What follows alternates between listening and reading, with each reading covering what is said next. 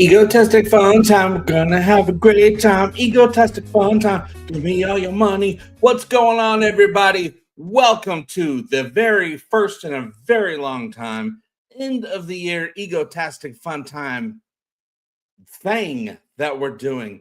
I'm bringing back Egotastic fun time. I hope you can hear me right now. Let me check my stats, all that good stuff. We got Deck, official channel member, the very first official channel member of the new Egotastic Fun Time. What is going on? Brian Dawkins, Big BK. Hi, JP. Happy holidays. Happy holidays to you, Big BK. Raj Luthra. Greetings, JP. Egotastic Fun Time. And fellow Orvillians. Yes, there are Orvillians here from Southeast England, UK.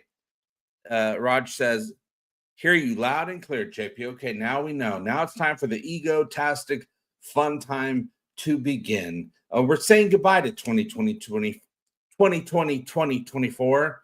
I did not like 2024 at all. It was not a very good year, but there was some good things that happened in 2024. And I want to know what was going on with you guys in 2024. How was your year? I did not enjoy 2024. But it did start to get better at the end of the year because my problems with 2024 started in 2023, being demonetized by YouTube for who knows what, over and over again. Took over a year to get that situated. So now I am now monetized again. Case in point, I'm here doing a live show. I try not to do too much with the channel when it was demonetized. I'm like, F you, YouTube. I'm not going to give you content to put on your platform if you don't want me here. So now they want me here again. So now I'm here. And of course, Talking the Orville, the other channel, the official Talking the Orville channel, that's not going anywhere because the Orville is going into production for their 4th season in 2025. Another great thing to look for in 2025. Despite the besides the fact that it's not 2024. Another thing that happened in 2023 besides being demonetized is my car. The Ego Mobile was demolished. So I was had to get a new car, which I couldn't afford to get a new car, but I had to get a new car. Luckily, there was some help out there to help assist me get the car so then I can then start making some car payments every month, which is not fun, as everybody knows. One thing in 2024 that I have not really spoken about is my wife and I were basically robbed. $1,700 was stolen out of our account. We still have not recouped from that. That really messed up our life even more, but you know, we get through these things. Let me set this thing up that I was trying to set up before. I have to do a little bit of typing. Hold on, let me type. Okay, so apparently YouTube has this thing now with their live shows that they have goals. You can set goals. Let me try to set a goal. And if we accomplish the goal, I guess I will be doing karaoke. I was like, what can I do if we accomplish a goal? We can do karaoke. You guys pick a karaoke song and I'll sing it. Won't probably have much of the backing track in the live show because then YouTube will demonetize me again, but it'll have me singing and you might be able to hear the background track through the microphone. But we'll set that, see how it goes. I've created a goal. Yeah, I have no idea. I have no idea how that works, YouTube. YouTube's always changing. One thing about YouTube that I've noticed is it's trying harder and harder and harder to become TikTok because TikTok is all the rage. It's the thing that everybody wants to do, and it keeps people scrolling and scrolling and scrolling. So of course YouTube has their shorts, their vertical videos, which all the websites, social media type websites have that. Now I know that to make any money on TikTok, you have to make videos that are over 1 minute long. Now, right now, I believe with YouTube Shorts, you don't have to have videos that are a minute long to make money. You just need people to watch them, a lot of people to watch them, a lot. But I assume at some point, YouTube will probably change the rules and make it where your videos have to be over a minute. They haven't done that yet. that I'm aware of, but I'm pretty sure that's coming, because if TikTok does it, all the other websites are going to do it, because TikTok is the one getting all the views and getting all the addictions to social media going. They figured out their deal. And I watch TikTok sometimes. I scroll for a minute or two. I try to keep it no more than that, because I realized a long time ago that these social media sites, they're just there to waste your time and deplete you from dopamine. And if your dopamine is depleted, then you are not going to be able to enjoy anything later in the day. If you go to a movie at night, but you've depleted all of your dopamine scrolling earlier in the day, you will not enjoy that movie. You will not enjoy that television show, because you only get a certain amount of dopamine every day. And if you deplete all your daily allowance of dopamine, you are no longer able to enjoy anything. And the things that people want to enjoy, they usually try to enjoy them at night. But if you deplete all of your dopamine, you're not going to enjoy it. Remember that. Brian Dawkins, thank you so much for that super chat. Very first super chat of the new Egotastic FunTime live shows. The Achy Breaky Heart song, but about the Orville. Now, we did talk in the Orville live show last week that I also multi-streamed over here onto this channel. But that wasn't the official Egotastic FunTime. That was Talking the Orville. This is official Egotastic FunTime. The Talking the Orville channel, they don't have this live show. Only Egotastic FunTime on YouTube and Twitch have this live show right now. It's something I'm trying to figure out with my new content creation plan for 2025. And 2025, I'm like, okay, it's going to be a while before there's really enough Orville to talk about on a weekly, daily basis. So I need to have my Egotastic FunTime so I can get my mind doing other things. So I'm excited about Egotastic FunTime because I love doing Orville stuff.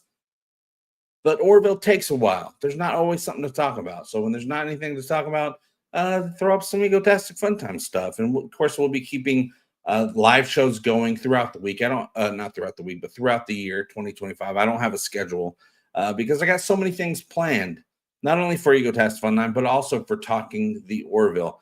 We're planning on bringing back I have a big plan to bring back the Orville RPG in a whole brand new way with season 2. It's going to be a totally different type of thing. It's going to be more like an episode of the show. If we're able to pull it off the way that I've thought of pulling it off, and it's going to have intro theme songs, going to have credits, it's going to have segments, things like that, all inside of an Orville adventure in the Orville universe. But that's over on the other channel. We don't have to worry about that right now. We just have to worry about surviving the next couple days so that we can say we got through the entirety of 2024. Worst year ever for me, except for at the very end of the year. I decided enough is enough with this not being monetized thing, with just the bills piling and piling and piling up. Hold on a second. Okay, got my screen cleared. With all the bills piling up, and I'm like, I was demonetized. I'm having a hard time making money to pay these bills, to keep things going, to keep so I can keep creating. So I went and got a job, and I was so worried about finding a job because on paper I don't qualify for anything good. I mean, I have a lot of skills, but you have to have a paper that says you have those skills.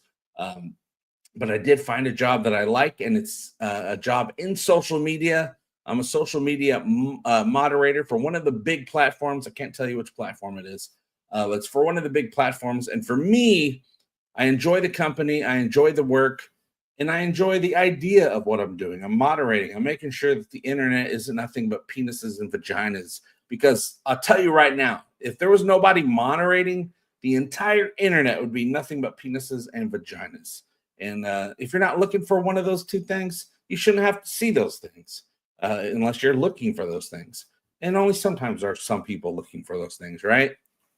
Barry Howman, season 2 sounds amazing. Season 2 is going to be a ways off because I need months and months to get a bunch of stuff set up so that we can come back and bring back season 2. But season 2 is I actually have to write season 2. Season this time we're not just going to show up and start playing the game. Um, our quantum master Woody created a really awesome storyline for season 1, but now I'm gonna go in there and really hopefully create a really awesome. I mean, the first story was awesome, but something very Orville-tastic. I got a lot of ideas all of a sudden because the first season I didn't know much about board games, about D&D. I knew it existed. I knew a little bit about the world, but I didn't really have the experience of playing. But now that I have had the experience, ideas were just floating around because for a while I wasn't even sure if I wanted to do a season 2. And then I came up with this idea, and now I'm really excited to do season 2. Brian Dawkins, thank you again. Let's get you up on the screen. I hope the Christmas money that I sent you through PayPal allowed you to get something nice. Very much did, Brian Dawkins. You know what I got? Besides some kitty soup for Nicola, I got some shoes. I needed shoes. My shoes were falling apart. So I got some new shoes. They're not here yet. They're on the way. But it's very handy because the soles of my shoes were kind of flopping around.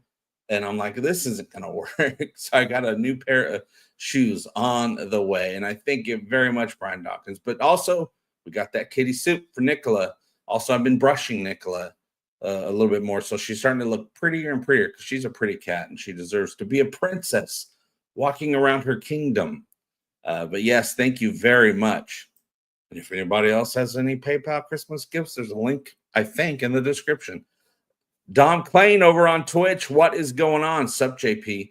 What's up is we're back. This channel is now monetized again after such a long time. And then I now have that other channel, Talking the Orville, which is monetized. A lot of people don't know is I have had that channel as long as I've had this channel, but that channel's never gotten monetized. So once they demonetized this channel, I said, you know what? F it. I'm going to go work on the other channel until it gets monetized. And it is. So now I got 2 channels. Neither of them make anything really, but at least I got 2 channels. And then I even have a 3rd channel that's never to be monetized. I never plan on it being monetized. And that's the Orville Shorts channel. That's where I put up all the Orville shorts. And those are to never be monetized. And there's a motorcycle running around. I don't know if you can hear it or not.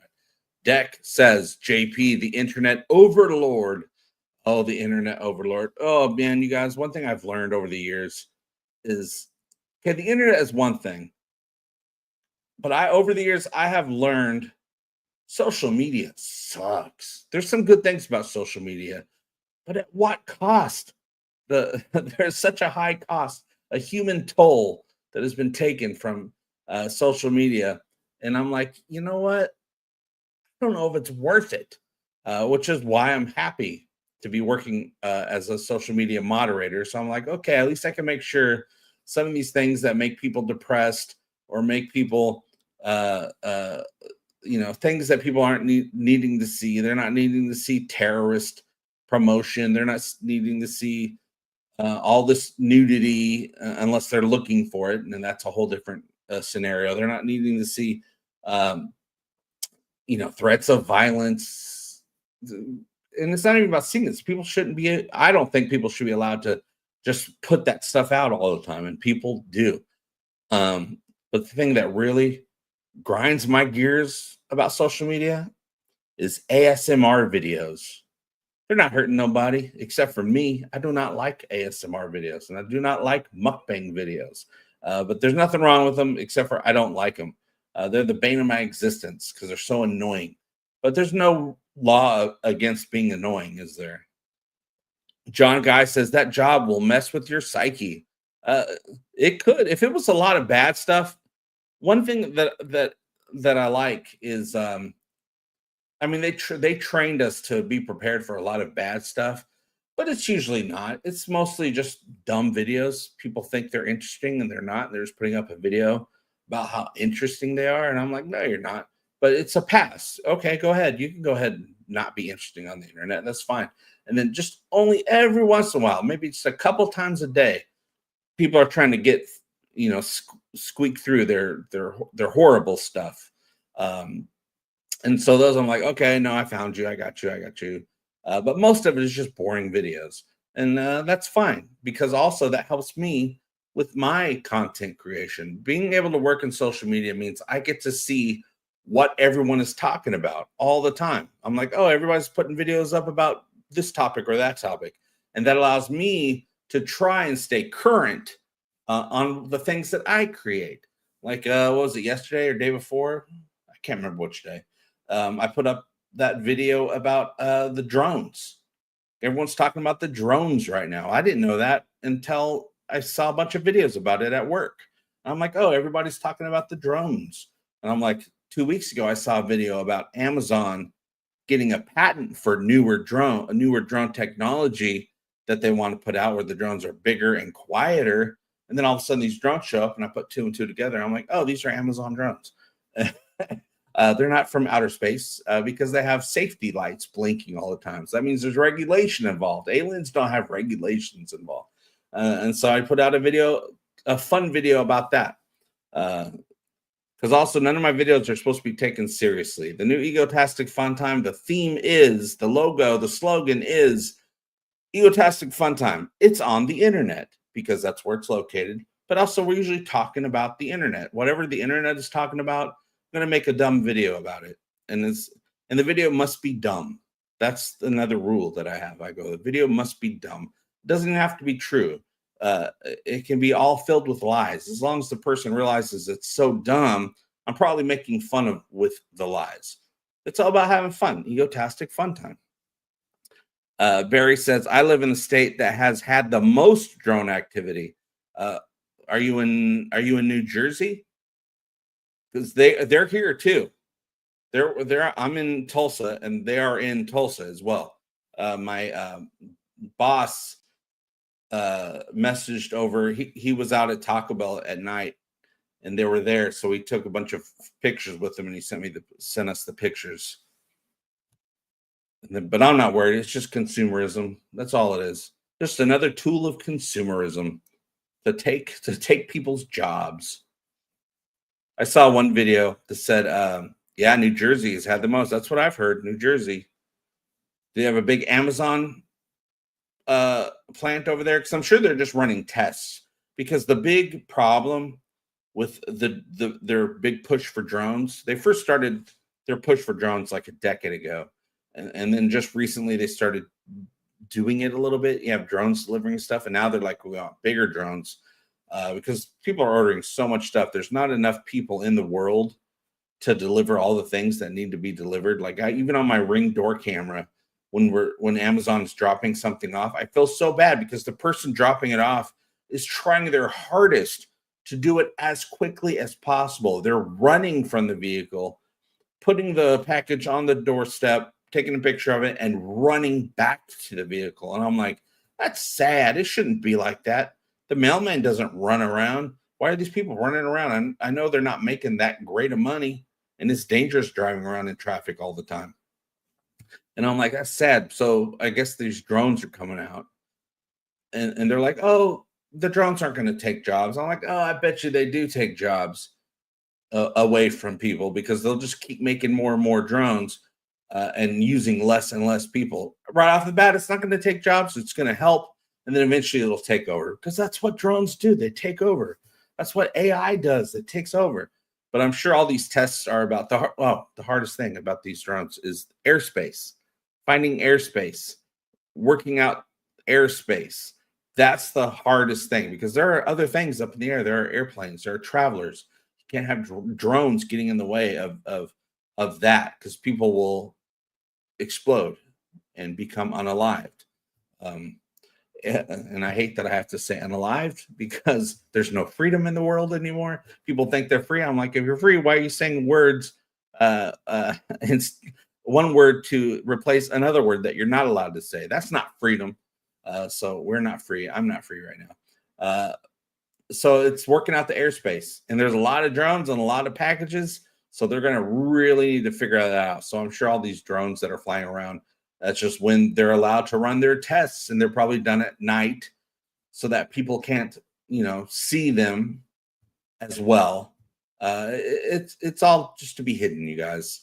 And I'm not a conspiracy person, and I don't think there is a conspiracy. I just think it's all consumerism. Anything weird going on, it's at the end of the day, it has something to do with selling people things. Mark Lawrence, thank you so much for that super chat. JP, great to see you before the year's end. I'm curious if any 2025 filming locations will be nearby me. If so, I may have to take a peek. I don't know. See, you're in LA, right? Everything's, well, not even everything anymore, but a lot of things are being filmed in LA. The Orville season 4 is going to be filmed in LA. I'm also think there's going to be at least one episode that's filmed abroad. Oh gosh, where is it? Oh, they might have a problem. They originally wanted it to be Ukraine, but now this was before the Ukraine war.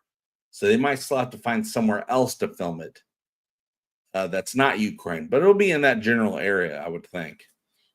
I don't know what's being filmed. I am so out of the loop when it comes to films. I've been enjoying television more than films.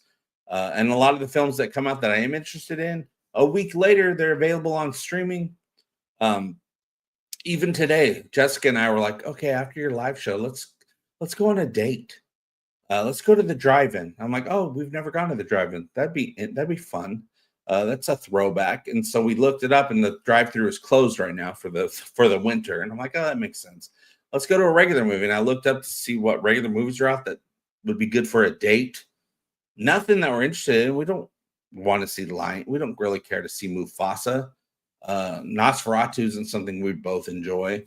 We're not going to both enjoy Gladiator, or there's just nothing really I really care to see in a movie theater and go through the trouble of the movie theater.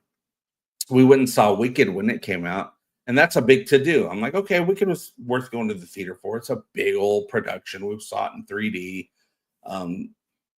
I enjoyed it. Don't know if I would have enjoyed it as much on just a small television, but in the big theater, it was great. But most movies I can just wait. Also, I'm just so busy watching comedies. And comedies you can just watch on TV, right? But movies. So we still don't have a date to go on tonight. We're not, we're kind of tired of going to a restaurant. I don't like to go get drinks anymore. I'm really trying not to have any drinks. I don't want to put ethanol in my body. And we kind of, I guess we haven't had a meal today, really. So I guess we could do that. But we went and had breakfast yesterday. That was our meal yesterday. I don't know. You guys have to come up with an idea for a date for us that's not necessarily dinner, not necessarily drinks. There's no movies out. I don't know. What do people do these days? But thank you so much, Mark. I don't know if there's what's filming where right now, but if you find out, you let me know, because I do like that stuff. Jack, thank you so much for the super chat to 2025 and data. I'm actually really excited. I mean, it is a little bit harder to figure out when to make stuff, when to go live, because I can't go live Sunday through Thursday because I work at night. And I'm like, oh, and then sometimes Friday is tough because I've been off not off, but I've been at work all week. So there's a lot of stuff at home I have to do. And then Saturdays is when families and friends all want to go do stuff. So it's all get together, see each other. So it's tough figuring it out. But I am excited for 2025 because I got my gears going. Now that I'm not worried all the time about work and bills because I have this job now, because that has really put a knot in my brain for a year where I can't think of things to do, or I'll think of something to do and I come sit down and it all goes away. But now that's going away. The fog is going away because the worry is starting to fade and my brain's starting to think again. That's why I decided that we're going to do a season 2 of the Orville RPG, is because I got my brain's cooking and it's thinking, oh, we could do this, we could do that. I just need a lot of preparation. And I'm like, okay, let's prepare. I used to be where I was worried all the time. I was like, oh, I got to put something out right now. I put out something today. I'm behind. I'm like, get rid of that mentality, JP. You're never behind, because none of it's none of it's a dire situation. Put something up, don't put something up. It's okay. Spend your time cooking, getting things ready to put something up. Don't hurry, don't rush it. Work on it for a couple of days and then put it up. Working on something for a couple of days has always been the thing that's been the hardest for me because I want it up now. This is America. I want it now. Cyber Wolfman, got my Twitch back up. Have been off this account so long that I couldn't use phone recovery. Yeah, that happens to me. Sometimes something will go down or I'll need the password or something, and it's nowhere. It's not on my phone. It's not on my computer. I'm like, it used to be saved. Where did it go? Why does it not have it saved anymore? Computers, you guys. What can I say? Curtis Tay says, I just finished The Penguin. It's really good. Oh, The Penguin Show. The Penguin Show. Doesn't that sound fun, kids? The Penguin Show over on Max, in the world of Batman and the world of Gotham. That does look good. And I think I enjoyed the new Batman movie. I was a little, I've said this story before. I was kind of mad seeing the Batman movie in the theater because the light bulb on the projector was so low that I could barely see the movie at all because the movie's already dark, and then you already have a bulb in the projector that's just not bright enough. You really can't see it. So I was kind of mad, but I do think I enjoyed it, and I did enjoy the Penguin. Colin Farrell that plays the Penguin, and that girl that's, I don't know what she plays on the show. I haven't seen the show yet, but she's the sidekick. She was in USS, what was that Black Mirror episode that was like Star Trek, USS something. She's great. I like everything she's in. So she's be another draw for me to see that show. But I just haven't had time to see that show yet. I've been really trying to not watch as much television and tried to really utilize my desire to start making things, because that was gone for a while. Just being beaten down 2023, 2024 really made me lose the motivation to create. But it's coming back, and I'm so glad it's coming back. Brian Dawkins says, I'm confused. This said this was going to be a karaoke. Are you going to use AI to write songs and sing today? No, I would just find if we do, and how do we keep track of the goal? Oh, it has it over here on my screen. If we, you guys come up with the song, I look it up on YouTube, the karaoke version of it, and then I'll sing it right here. And you guys will just have to figure out what song you want. Hopefully it's a song I've heard of before. Also, it'd be really hard for me to sing it.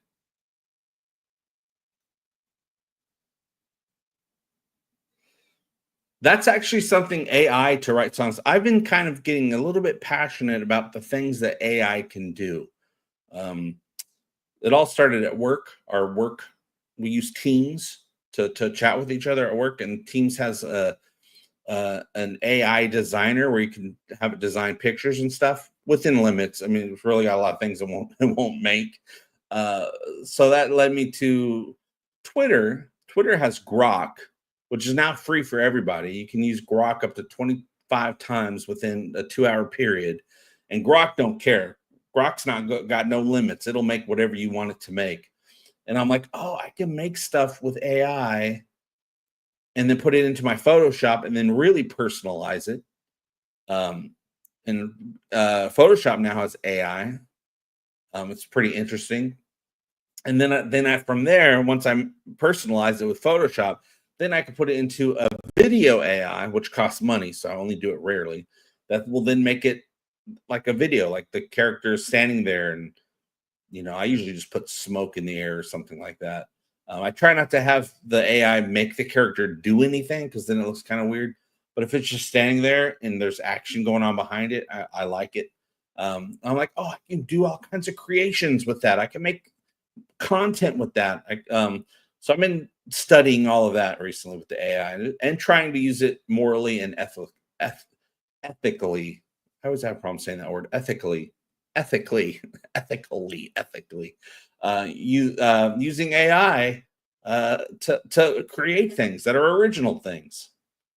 And I do want to do, if you've seen those videos that are like, oh, if The Godfather was made in the 1950s or something, and someone's AI generated the characters from The Godfather or from whatever movie in the style of 50s or 60s something. I'm like, oh, I could do one where it's like if the characters of the Orville were uh, created by Gene Roddenberry. That's the next thing I want to try. It's just all about, it's hard to test. I have to find the right prompts to make the AI do it the first time around. Because if it doesn't do it the first time around, that means I got to pay again to have it do a second time around.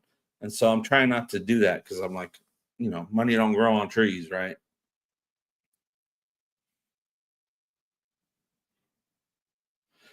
Egotastic Fun. Raj says, "Do you think there will be a season 5 of the Orville and more? I hope. I think it will depend on how season 4 performs, and I think season 4 will perform very well. But I do know that they are wanting to do more and more seasons and not have such a long break between the seasons, maybe like a year and a half between seasons. But it will take really getting the engine going, firing up the engines, and really figuring out how to do it so it's not so expensive. Season 3 was amazing, but it was a big production. It was probably more of a production than we even needed. Each episode was like a movie. And I'm like, okay, these are all great and lovely, but we probably don't need this much quality. It's a little much. You can do a little less, um, and put these things out quicker. So I assume that their goal for not only season 4, but season 5, 6, 7, 8, 9, 10, 11, 12. I always have to do that. Is to have the budget be more between the size of season 2 and season 3, a little in between. Because season 2 is great. People love season 2. So I'm like, if we get at least that quality, maybe a little bit more, I think we're going to be doing great. We'll be able to get these episodes out a little bit quicker, especially with Seth MacFarlane passing on the reins a little bit on certain aspects, because he is not only the creator, but he's the writer, the director, the producer, a star, and I'm sure there's 5 other hats that he wears. He's going to be divvying out some of those responsibilities to others so that he can probably still have enough time to fully play Captain Mercer full time, but also it'll give him time to do some other projects, because Seth MacFarlane needs to do. They got a lot of studios want him to do things for him, and he wants to do those things. So I think he'll be able to play Ed Mercer full time. He just won't be writing as much or directing as much, because if Ed Mercer's not in the scene and he's also not directing, he doesn't need to be there. He can go off and work on another project until they need him again in a couple days to film some Ed Mercer stuff.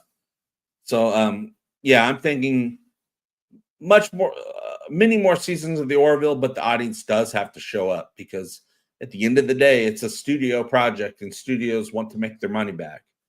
They at least want to make their money back, if not their money back and a little bit more. So if people show up, I think it'll be great. And I'm pretty sure people will show up. And you'll see people say, oh, it's taking too long. The audience isn't interested anymore. I'm like, no, the longer it takes, the more interested they'll be. We already proved that with season 3.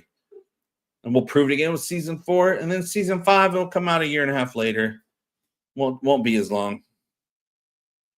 Don McClain says, I saw A Complete Unknown today.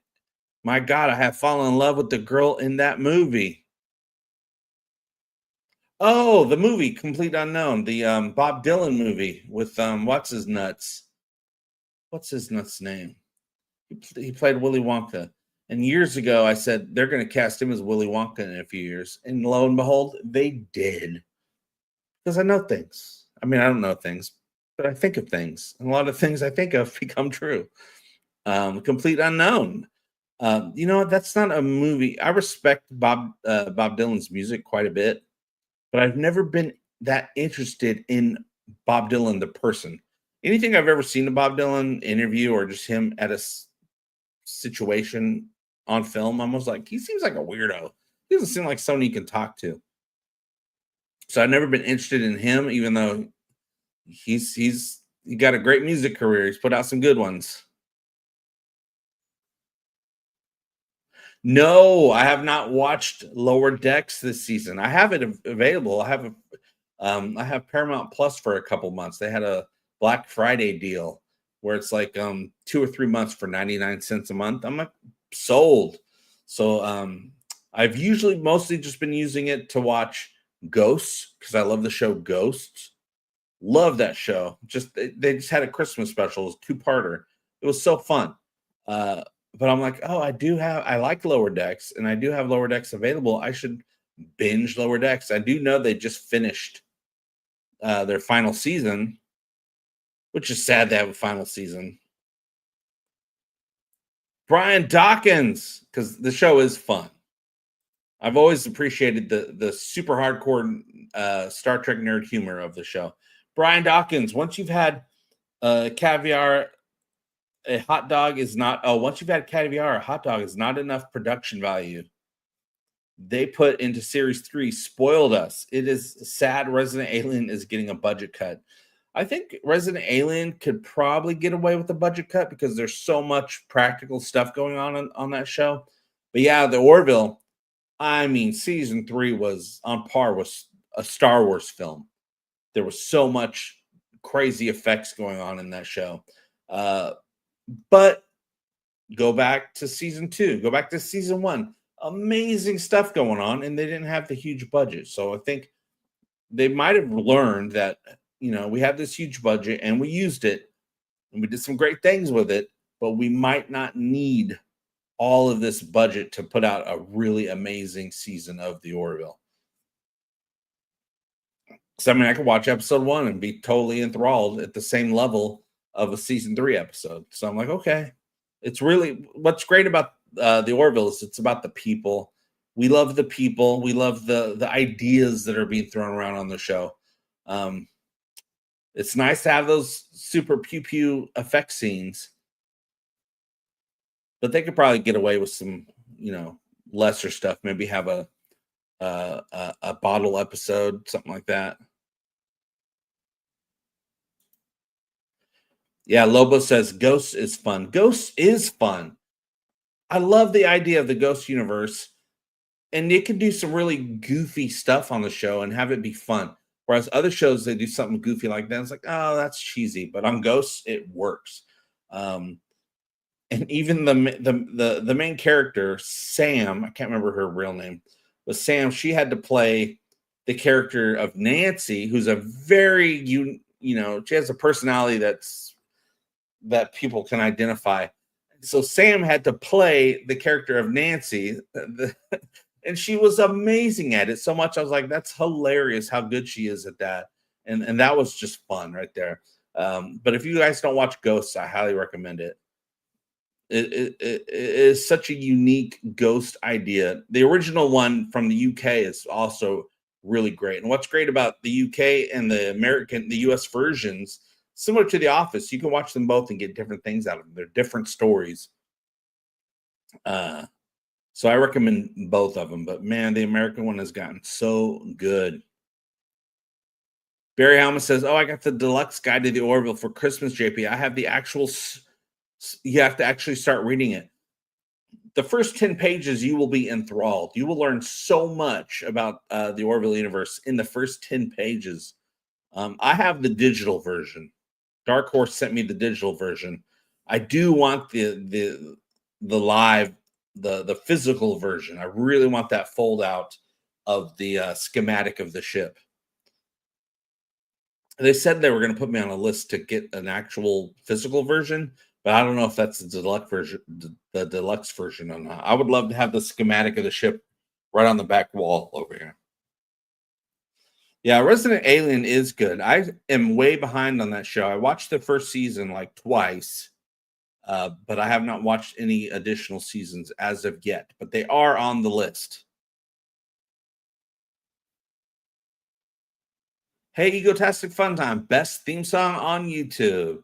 And at the end of this live show, you will hear that theme song yet again. I'm trying to figure out how to incorporate the theme song into my shorts for this channel because the future of YouTube is shorts. But I'll still be doing long videos, but putting out quick videos, shorts is the way to go. Bust out a script real quick, record it with my voice real quick. My last episode, no, not my last, the one before that, the People Like Star Wars episode, brings back Ant. Ant is the person that is the voiceover for that episode. Kroom says, how's your Dolly Parton? Dolly Parton's good.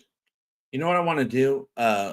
In my life, at least once, with just me and my wife, I would love to go to Dollywood. I'm a theme park guy. I grew up at Disneyland. I'm all about the Disneyland, and I hear good things about Dollywood. And Dollywood's not that far away from where I now live. I mean, it's far away, but, you know, I can drive it. It can be driven. That would be a great getaway. Because I just like walking around magical places. And certain theme parks are magical places. Disney's a magical place. Universal Studios has become more magical than it used to be back when I used to go. Dolly Parton, Dollywood's probably magical in a country way, which is fine with me, I guess. So Dolly's doing good, working 9 to 5. So Barry has the physical copy. Oh yeah, the effects on Domino for the Orville was great. Not yet, Barry. Barry says, have you watched Skeleton Crew, JP? And if so, how are you enjoying it? I'm not drawn to Skeleton Crew because I'm not a big Star Wars guy. I should be a Star Wars guy, but I'm just not a Star Wars guy. I've always been a Star Trek guy. And back in my day, you could be one or the other. You couldn't be both. And then later on, you could be both. And I'm like, oh, I'm already on the Star Trek side. Sorry. But Skeleton Crew looks like, you know, you have that Han Solo type character played by Jude Law. And I like Jude Law. And they're having an adventure. I don't know much about it yet, but people are telling me that they like Skeleton Crew. I'm real behind on the Star Wars TV show stuff. I'm still getting over how the quality went down. Once you get to episode 4, it's like, where did all the effects go? Where's the quality? First 3 had a lot of effects, episode 1, 2, and 3, and then you get to episode 4, and it's like, what's going on here? It's like a whole totally different movie franchise. I kid. Yes, Synchro 505 says it's great to have in real life experiences in magical and amazing places. For me, that place is always Disneyland. I've been to Disneyland 50 times, and every time I just love the walking around. I love the rides, but I don't even need the rides. Just walking around a magical land and planning it so that they're planning it to go on days where there's not as many people there. It becomes a magical place. When there's a lot of people there, it's just another consumer hole of spending money. But when there's not a lot of people there, it's wonderful. Aquafrost says, Alan Tudyk is great. I wish he hadn't died at the end of Serenity. Oh, wash. That was sad. But they had to have a big moment, right? For the movie.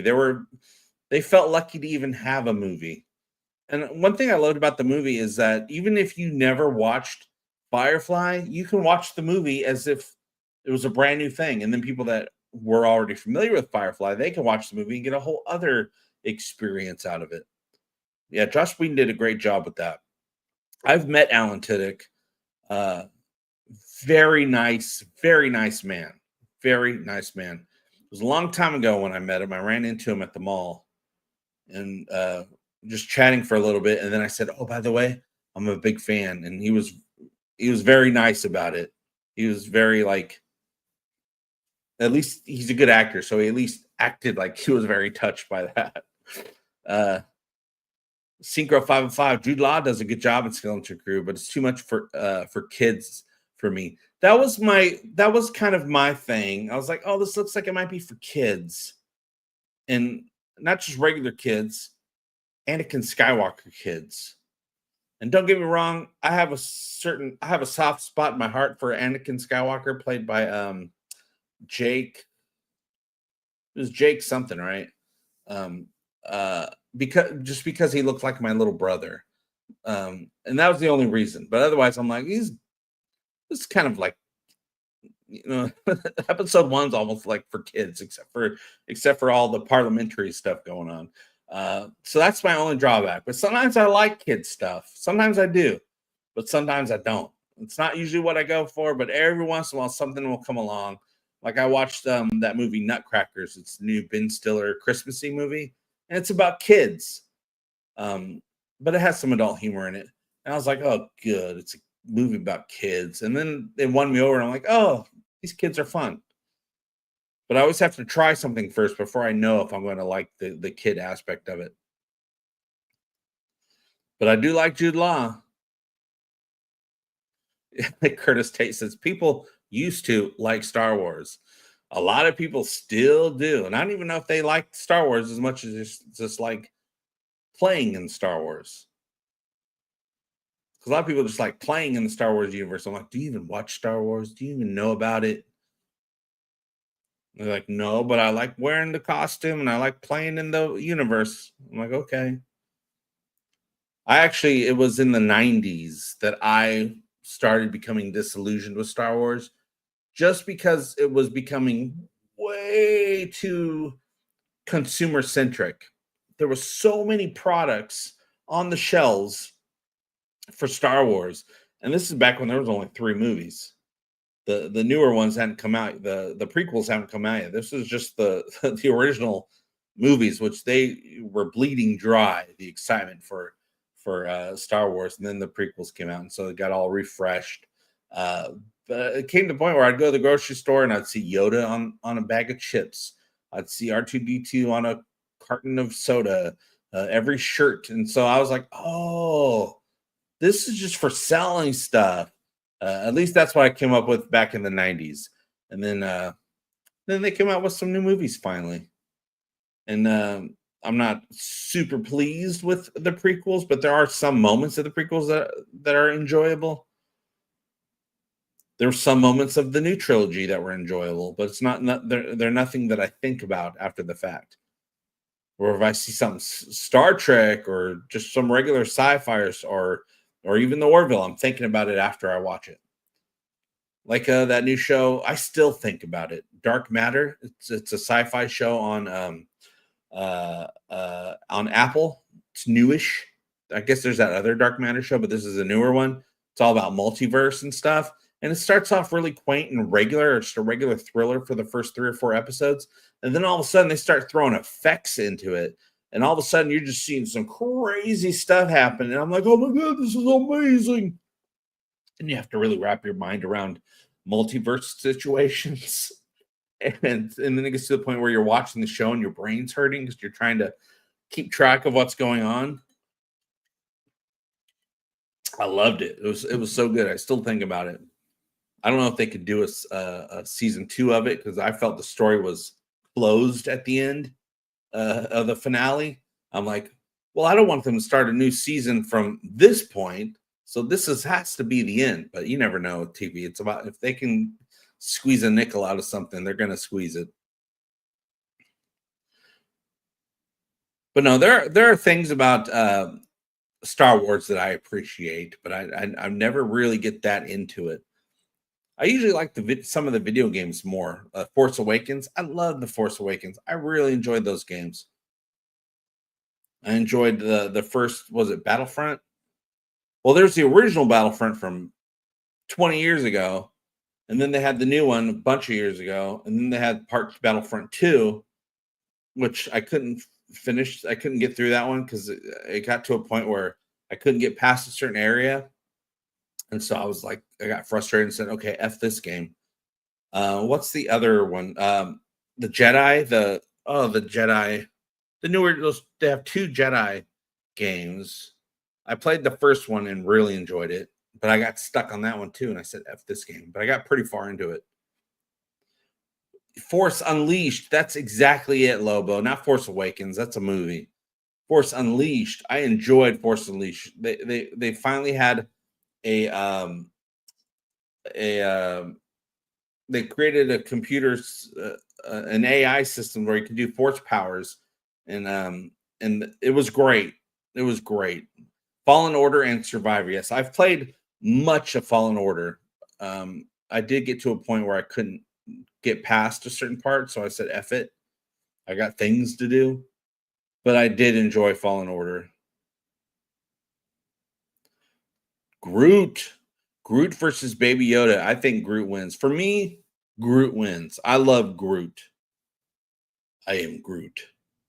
We all Groot. Though I did like Baby Yoda. I like The Mandalorian. Wasn't there? I only watched the first 2 seasons of The Mandalorian. I really enjoyed it. Then I kind of lost interest when they're doing the Boba Fett, the book of Boba Fett. And I'm like, okay, now they're just expanding, trying to make money. And then a million other Star Wars shows. I'm like, okay, now they're just trying to make money. But the first 2 Mandalorians, probably the third one's good too. I haven't seen it. But the first 2 Mandalorians, I really, really enjoyed.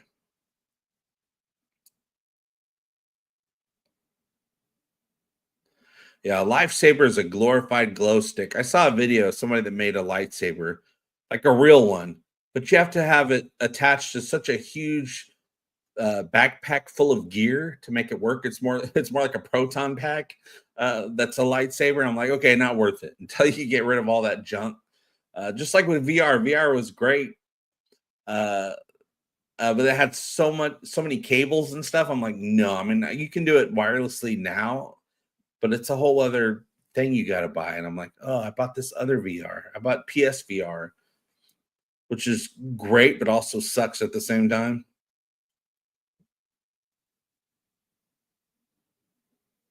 Third season of Mando are hit and miss. I could see that. Sometimes when things become successful, they have to make more of that thing in order to try to keep bringing in that moolah. Star Wars is very good at that. So the heart and wonder and all that's put into the first season or 2 of a show, it all gets drained. It just becomes a corporate product. So that might have been what happened. But I mean, I would give a little bit of leeway to Mandalorian because I love everyone involved. Jon Favreau, he's great. Um, oh gosh, what's the star of who plays Mandalorian? Love that guy. He's in Last of Us. Oh, 2025, we're getting season 2 of Last of Us. I saw the trailer for season 2 of Last of Us, and I knew everything that was going on because I remembered every one of those scenes happening in the game. I'm like, I know exactly what's going on, and it looks like it's going to be amazing. Lucasfilm really, Curtis says Lucasfilm really dropped the ball with Book of Boba Fett and Mando season 3. I can see that, but at least we got those first 2 seasons. I really enjoyed them. Brian Dawkins again supporting them super chats. This is the last of my stripper money. Oh man, no more strippers. So I need to make it a good question. Are the days when you stream games on Twitch over? Maybe. I never want to say no forever, but I do notice when I was doing that, it was a lot of trouble, by the way. And the computer had a hard time handling it. But I did notice that people did not stay for the games. If I did Twitch streams where it's just me talking, we had a great time. People, would stay and they would chat. But anytime I was playing video games, people would pop in, see what's going on, and then they go, nah, and then they go off somewhere else. Plus, I wasn't able to enjoy the game because I was talking. And usually when I'm playing a game, I'm focused. No one's talking to me. I'm not talking to anybody. I just want to play the game. So I wasn't enjoying the games as much, and people weren't really, enjoying me playing the games. So I just kind of back then decided, I just need to do live shows where I'm just talking, where we're just all having a conversation together, or at least with other people. Like with the Union. The Union will be coming back on Talking the Orville in 2025. Season 2 of the Orville RPG will be coming back on Talking the Orville 2025. The games, probably not. I think that's one of those things I decided to keep as one of my private things that I enjoy, because I wasn't enjoying it as much streaming it. So probably no, we'll probably just be having conversations and not doing the gameplay. But don't quote me on it, because you never know. I might be in a mood to say, hey, what if there's when that new Orville game comes out? the Minecraft 3D. We'll probably live stream that, and it'll probably be on Talking the Orville and on Twitch at the same time because I multi-stream now. Irie says, yes, I like live chats. I do too. I don't have long conversations in my regular life very often. I do have small little conversations, but to come up on here and we could have long conversations, it's nice. I always forget how much I miss talking to people until I do a live show. Entertaining gameplay isn't easy. No, it's not. And a lot of people are doing entertaining gameplay that they think is entertaining, and I don't find it entertaining. Some people are just yelling their asses off, and I'm like, oh, that's annoying. But every once in a while, I came across a guy who I think it was a big channel who was playing what's that game?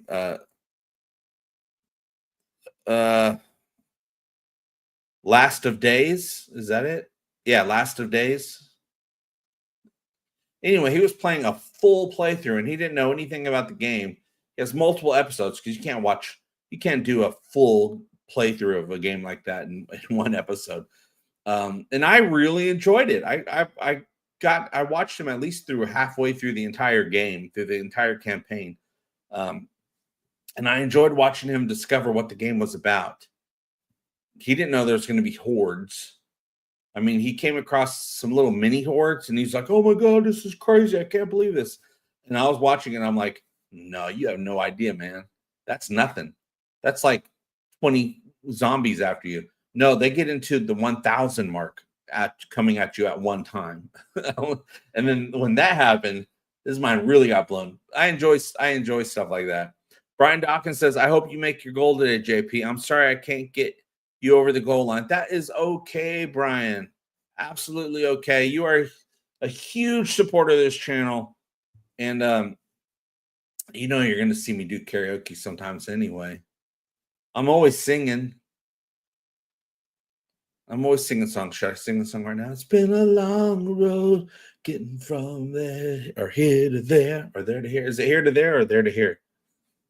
I guess it's there to here because you have to start off over there in order to get over here. And here is the advanced part of the placement.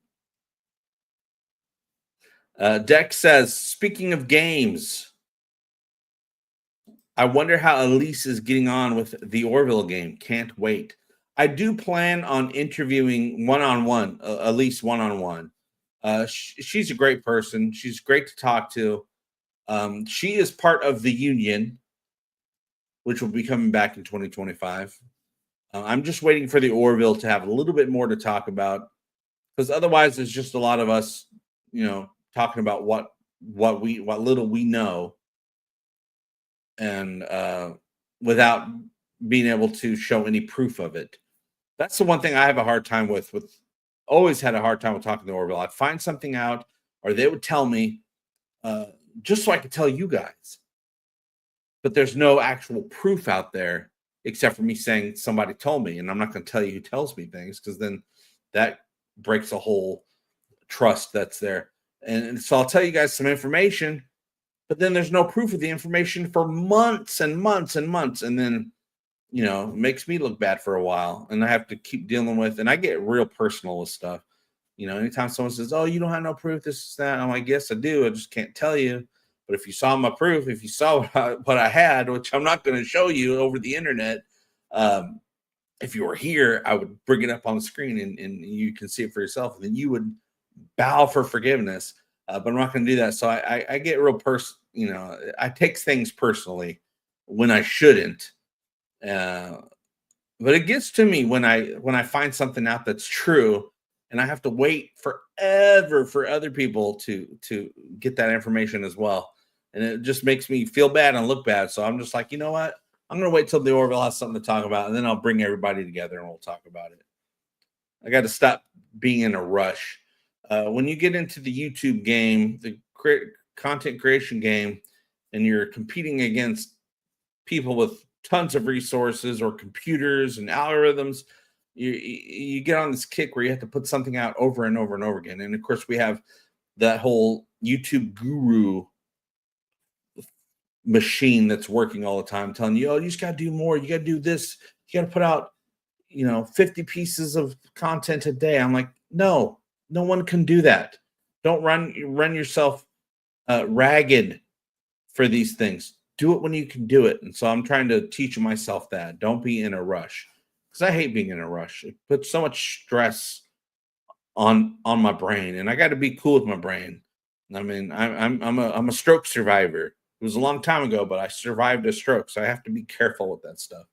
So I'm just trying to chill out a little bit more. Take a couple days to make a video. Don't say, oh, I have to start it now and be done in 2 hours, because the stress is crazy. I put a little bit of stress on myself for the last couple Egotastic FunTime shorts, because I'm like, oh, I gotta get this done and put up before I have to get ready for work. And then I was like, no, the last one I did, I was like, just get the script ready today, and then you can edit it tomorrow. It's okay if you don't come out with it today. I'm like, okay, JP, that's what I'm going to do. Thanks, JP. You're welcome, JP.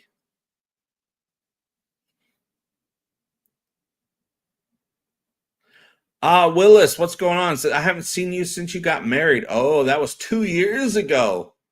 I have been married for 2 years. We met, we started dating for 1 year. We got engaged for another year, and now we've been married for 2 years. And it's great, and it gets better every single day.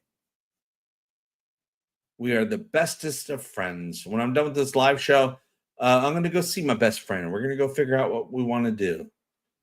I'm like, we got to get out of the house and go do something inexpensive, because that's the price point that I like, inexpensive. So now I'm, boy, there's been a lot happening in the Egotastic FunTime world since I started it 10 years ago. I'm now married. I remember when going through COVID, it was fine for a while, and then the loneliness started getting to me. And then we met right at the end of that. It was still COVID time. And so we met during COVID, and then we started dating, and now here I am married, and now I have a job. Remember when I had my old job 5 years ago, and I quit my old job because YouTube was going well, and people said, "Don't quit your job." And many times throughout the years, people said, "Oh, do you regret quitting your job now yet?" Never have. I still don't regret it. As bad as things got, I still don't regret it, because I knew it was the wrong place to be. And now I have a job that's where a future is open wide for things to happen. This is the very first job I've had where you're like, you know what? I'm going to try to become a boss. I'm going to try to get into management over at this job. I've never done that before, because I've always in the back of my head, because I was stupid. Most of us are dumb when we're young. And I was thinking, oh, there's bigger and better things for me. I don't want to travel the ladder of this job too far, because it'll take away from the great thing that's going to happen. Like, great things don't just happen. You have to make things great where you're at. And so now I'm at this job, and I'm like, oh, this is a great company. I don't want to be famous or anything like that, like I used to want to be. I just want to have a nice family, a quiet life, and a secure job that doesn't drive me crazy, that I enjoy. And I'm like, I think this is the place. So I just have to wait a few more months before I've been at the company for 6 months, because that's how long you have to be there. 6 months before you can get promoted to some other department or some other position. So then once that 6 months is over, I'm going to try, because the company's growing like crazy. They're going to need people to handle things. And I think I've been proving that I can handle things. So I'm excited about that. And it gives me time where I can still do this. Mazel tov, Willis. Aquafrost says, wow, yes, be careful with stress as a brain injury survivor. I'm trying to do a lot of things that I quit. I finally quit vaping a month ago. I can't believe it's been a month already. And that was instantly showed signs of improvement. The end of the first day, I was like, oh, I feel better. I feel better. And now I realize, even today, I was sitting on the couch watching a really great documentary. There's so many good documentaries on YouTube, you guys. Yes, that's how old I've gotten. I enjoy documentaries. I was watching some documentary on processed food, but anyway, I realized, oh, my hand is steady. The last couple of years, my hand's all right, but it's kind of gets a little weird sometimes, a little unsteady sometimes. I'm like, oh, for a month, it's been perfectly fine. I didn't even notice. I'm getting all my synapses are firing. I've quit alcohol almost completely. I don't feel like I need to quit it completely because I don't really have a problem with alcohol except for the unhealthiness of it. Um, I really don't like drinking it that much anymore because it doesn't do anything for me except for put poison in my body. So I've been getting free from that. Um, I don't eat a lot of junk food for 5 days of the week. The days that I work, I only eat one meal a day, usually about 3 o'clock. Skipping breakfast, and breakfast is my thing. I love breakfast. Skipping breakfast has improved the way I feel so much, so much. So the only thing I don't do that I should do is I don't exercise much. I mean, you don't have to exercise to lose weight and be healthy, but it does help. Um, so that is the next thing that I'm hoping to do, just a little bit, nothing crazy, just a little bit more. I mean, walking is really good. Just walking is good, but it's a little cold outside right now. So I haven't figured out my brain how to get over that and just bundle up and go walk. But at least at work, my new job, it's connected to a big place that you can go inside and you can walk the whole place, and it's big and large. Um, so every once in a while, I'll do that. But ever since it's gotten colder, I haven't done it as much. And I'm like, because you do have to leave the building to go into the other building. But I have to get over that. That's my fault. Some of us are still dumb. Jessica and I were just talking yesterday about how everybody is dumb at something. As smart as you are at certain things, you are so dumb at other things. What those things are, it's different for everybody. What people are smart at is different for everybody. But all of us are dumb in some way.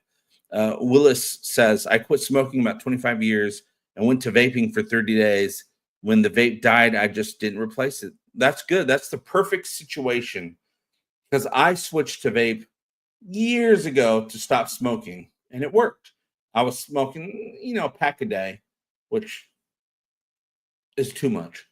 Um, so I switched to vaping, but then I just never stopped the vaping. And I'm like, well, I mean, vaping is better for you than smoking. I feel better than when I used to smoke, but it's still a thing that I'm addicted to. And so I finally said, you know what? Because I've noticed the last year especially, 2024, I haven't been feeling good. I've been feeling like an old man, and I'm like, I'm not that old. I shouldn't feel like this. Um, and like the unsteady hands, stuff like that. I'm like, I shouldn't be feeling like this and my cloudy. And I said, you know what? Maybe it's the vaping. Let me put it down for a day and just see what happens. I put it down for one day. I felt so much better at the end of that day that I just said, okay, that's what it was. So I threw away all my vaping stuff and it has piled up over the years. It was everywhere, drawers everywhere. There might even still be something in a drawer. I just threw it all away. I haven't touched it since. And I feel so much better. I'm up and at 'em. Uh, and I'm like, okay, what else can I do now? What other things can I do to clean my whole system out and just feel better? But congratulations on quitting smoking. What's sad is so many people still smoke, even though it's a lot less than it used to be. I remember when everybody smoked. Um, there's a couple of smokers that sit by me at work. And so every time they go on a break, which is often, they smoke. And a cigarette that's ignited, I have no problems with it. The smell does not bother me at all. I enjoy it. I think it smells good. But as soon as it's put out and it becomes after smoke, it stinks. I can't believe I used to stink like this. But anyway, so there's two smokers and they both come back from their breaks a few times and they stink so bad. And I'm like, oh, this isn't pleasant. And they like the job has rules where it's like you can't wear, a ton of cologne or perfume because people are sensitive. I'm like, okay, now we're gonna have to do something about the smoke because it's even worse than somebody with strong perfume. So I'm thinking about having a talk, but I hate to be that guy because it really people doing what they want to do doesn't bother me. But if you stink, you stink. So I'm gonna have to say something to one of the bosses. Say, can I just move to a different location in the office? Because I don't want people. I want people to do what they want to do. But also, I'm like, well, I don't want to sit there and it smells. I'd rather have them just actually smoking next to me, which of course is illegal, because that doesn't bother me. If it's ignited, it doesn't bother me. It's the aftermath. And then I always think about how I used to stink really bad and didn't know it. Smokers don't know that they stink, but they do stink because I used to stink. I used to stink. I remember one time I smoked and I came back in the house and my girlfriend at the time, she went, "Oh man," but I couldn't smell it. I didn't know what was so wrong. To Beaumont, what's going on? JP off topic, but sci-fi related. Did you ever watch the show Preacher?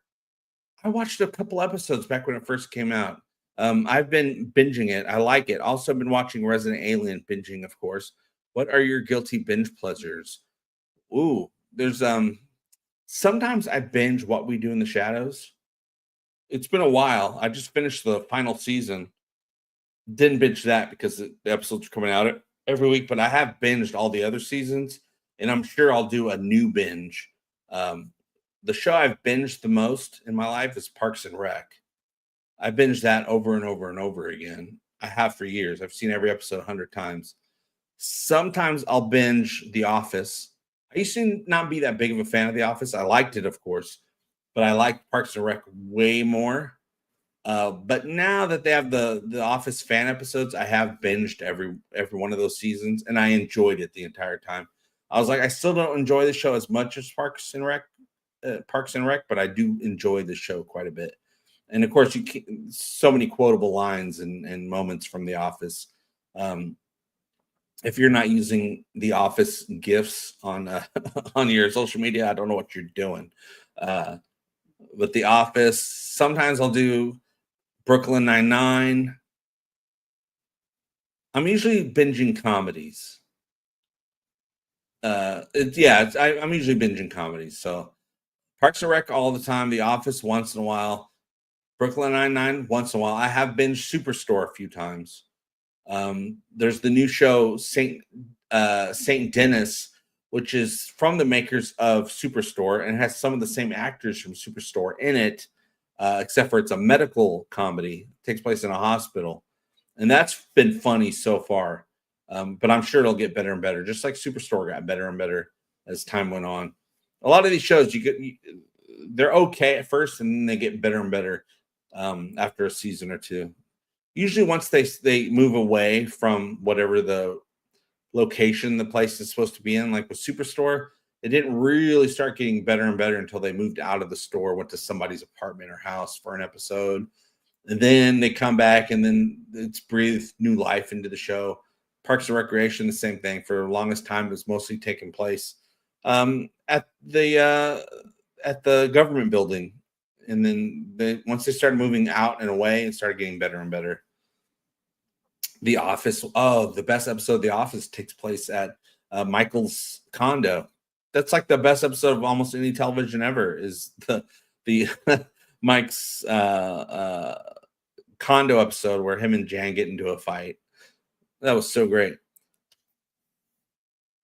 Archmage just finished a binge of the original Frasier. I used to watch the original Frasier all the time. Back in the day, I've seen the first couple episodes of the new Frasier. I think it's pretty good. Actually, I might have just seen one episode. I can't remember, but I thought it was good. I just have a hard time with in front of a studio audience shows anymore. I used to love in front of a studio audience shows. That's what I grew up with. Nowadays, ever since the introduction of handheld camera comedies like Modern Family, The Office, Parks and Rec. I'm like, I can't watch in front of a studio audience anymore. Deboma says Parks and Rec is hilarious. What platform are you watching? What We Do in the Shadows. I remember watching one episode that had Scott Bakula in it, and I was laughing my butt off. What We Do in the Shadows is on Hulu, but if you have the bundle, it's also on Disney Plus. So I think actually I split it. If I was sometimes I was on Hulu this year, and I was like, oh, let me watch What We Do in the Shadows. And then sometimes I was on Disney Plus. I'm like, oh, What We Do on the Shadows. Let's watch that. So you can get it, but it's a Hulu show. It's considered a Hulu show. And they just finished their 6th and final season. Oh, and this season was so good. The ending was okay. It was like a nice little wrapped up with a bow, kind of. The only thing I didn't like about the ending is I'm like, this is the ending. I want way more. These vampires can keep having adventures over and over again, nonstop. But yeah, What We Do in the Shadows is supposed to be done now. So yeah, they wrapped it up a little bit. I mean, not too much. There's still room for more in your head, in your head canon.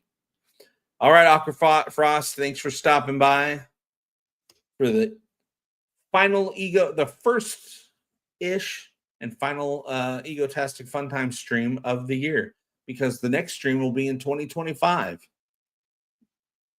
And I got to figure out when the next stream is going to be. I'm thinking of not doing a schedule, just planning a live show when I feel like planning a live show.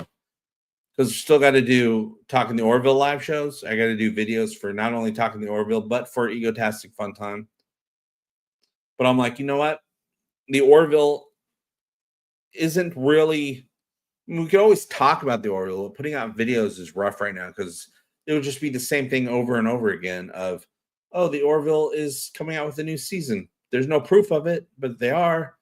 And so I'm waiting for there to be proof. And I'm waiting because once there's proof that there's coming out with a new season, people will be interested in talking about the Orville again. I mean, us hardcore people, we're always interested in talking about the Orville, but the vast audience out there, they don't care at all about watching Orville stuff until there's actual Orville news. So it's kind of nice to have Egotastic FunTime to fall back on when the audience isn't really there for Talking the Orville, but they will be again. Willis says, my favorite vampires were 30 Days of Night. I've seen that. I know about that movie. I can see the thumbnail right now. Did I ever see that movie? I know it takes place in the snow, right? I might have seen that movie. I used to love vampire stuff. I was a huge fan of Interview with the Vampire, the original movie, based on the original book. Now they have the new Interview with the Vampire show, which I did watch season 1 and did enjoy, but I had to come to terms. So I'm like, okay, this isn't exactly the book. This is kind of a new version. Whereas the original movie was the book. This is a different. This is a multiverse, basically, of Interview with the Vampire. But I did enjoy it. But man, did I love that original movie. And I read the first couple Anne Rice books. The second book, The Vampire Lestat, I couldn't put it down. I read that whole thing nonstop, cover to cover, all in one sitting. It took me like 2 days, I think. I think I might have slept for a couple hours, but as soon as I woke up, I got right back to reading.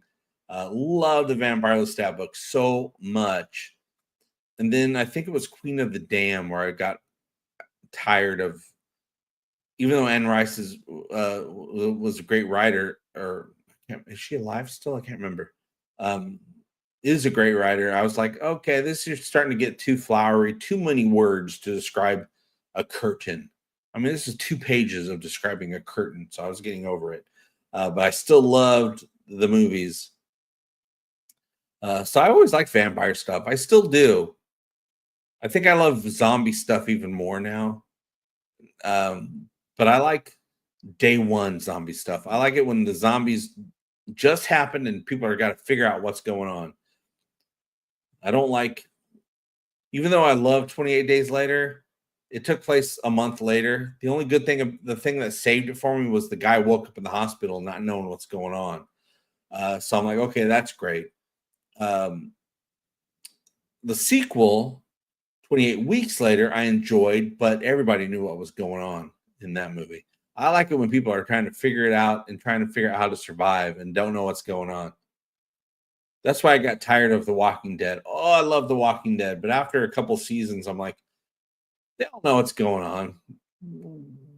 The zombies aren't even a threat anymore. They're kind of just booby traps. The real danger, and they say this in the show, and it's smart, is that the real danger is the humans, and that's true. But I'm like, I like the danger to be the zombies. 28 years now, yeah, 28 years later, it's coming out. I guess it's been too long to do 28 months because I'm like, it should be 28 days, 28 weeks, 28 months, then 28 years. They're skipping over a little bit. But I do love zombie stuff. I saw this great, it was a foreign movie. I saw it just a few weeks ago or a couple months ago. Oh, I can't remember. I think it's on Apple TV and it's new, but it's like I think it's from like Spain or something like that. And the way they do movies now, you don't know it's foreign until you press play and then you start realizing the audio doesn't sync up with their mouse. And as soon as I realized, oh, this is foreign, it's voice dubbed, which I hate. I was like, and I'm like, well, but this is kind of interesting. Let me just watch for a couple more minutes before I turn it off. And then a couple more minutes got more interesting. So I just watched the whole thing and enjoyed it. I cannot remember what it's called. Maybe one of you guys know. Anne Rice died December 21st, 2021. Oh, it's been a while. She was 80. Complications from a stroke. Gotta. Anne Rice. She was a great writer. I love the vampire stuff. I know she did the witches. I don't care about the witches, but people like the witches. I'm not a witch guy, even though I did enjoy the Agatha show to a point. They're supposed to be coming out with a witch trial version of Assassin's Creed, which I will enjoy. Hopefully, I have the money to buy it. Yeah, Nosferatu just came out. I saw I watched the original Nosferatu, the silent film, years ago when I took a film class in college. Um, interesting movie. Of course, we all know Nosferatu, a full-on nightmare that's been in our heads forever because they've been showing that image of Nosferatu walking around in the silent film our whole lives. The new one I would probably like to see at home. Most movies, I'm like, unless it's a big to do, I think I'll just wait until I can see it at home because you get older, life gets more complicated. There's work, there's family. I can't even like if there's a movie that I really want to see, I wait till everyone's gone or gone to bed or something like that so I can watch it without interruption. Because people want my attention, and I don't mind it, But when I'm at home, people want my attention. So I wait for people to go to sleep and they don't want my attention anymore, and then I might watch something. To Beaumont, I watched that as well. I like the movie Red One with The Rock. I found it funny. I did too. I enjoyed it. Jessica and I watched it. We weren't like Red One is fun to watch it at home on Apple TV. If you already have Apple, not Apple, I'm sorry, Prime on Amazon Prime. If you already have Amazon Prime, it's totally worth seeing the free movie Red One. It is a great little fun action movie with The Rock. It's exactly what you think it is. It's not going to be a classic. Like I saw it once. I don't think I'll be seeing it twice. A classic Christmas story that you want to watch over and over again is tough to find because I'm still happy with A Christmas Story Part 1. The new one is good. Netflix has the new one, A Christmas Story with the original cast. All those kids, they're all grown up now, and it's really them, the same people. Totally great movie. Got the right feel. But I'm still not over the first one. I could watch that over and over and over again. I watched it on Christmas Day. For me, Christmas Day is always watching that movie, and I don't need anybody with me. I can watch it by myself, which I did this year. Of course, now I watch the movie, do a little bit of Christmas with the family, and then go to work. I think I have to work if my schedule stays the same. I'll have to work next year on Christmas as well, but maybe the year after that I won't have to work on Christmas. But I'm gonna probably try to work on Christmas because you get time and a half, and time and a half is good. You'll shoot your eye out, kid. Absolutely, love that movie. This time when I watched it this year, I because when I watch something over and over again, you always try to find a new way to watch it. So this time I was like, I'm going to watch the dad, the dad character. I'm going to watch him the entire movie and just really pay attention to him. And so that's what I did. I was watching the dad the whole time, his facial expressions, everything he said. Oh, it was a whole new way to watch the movie, and I got so much more out of it. If you just pay attention to the dad, he has got so much going on with his facial expressions. And when something's going on and he's in the background, just watch him, the way he's reacting in the background to what's going on in front of him. Hilarious. I'm like, the character is the guy is so rich with character. Willis says, I wanted to see Violent Night last year, but didn't get to. Maybe when it's on Netflix. Violent Night is on something. I've watched it with streaming. It's on one of the streaming services. I don't remember which one. Violent Night's a good one. That is one that can be watched a few times. It's basically Die Hard, but instead of John McClane, it's Santa. And it's quality. It's funny, also very violent and actiony at the same time. Very much worth a watch. And it is one of those ones you can watch a couple times. I watched it twice in 1 week. I enjoyed it so much, I wanted to watch it again with somebody else. So that's what I did. And I'm like, this is one that I can watch every once in a while. Red One time was enough. It's not going to be an every year thing, but Violent Night, I could probably watch every few years and enjoy it. Willis says it's on Prime.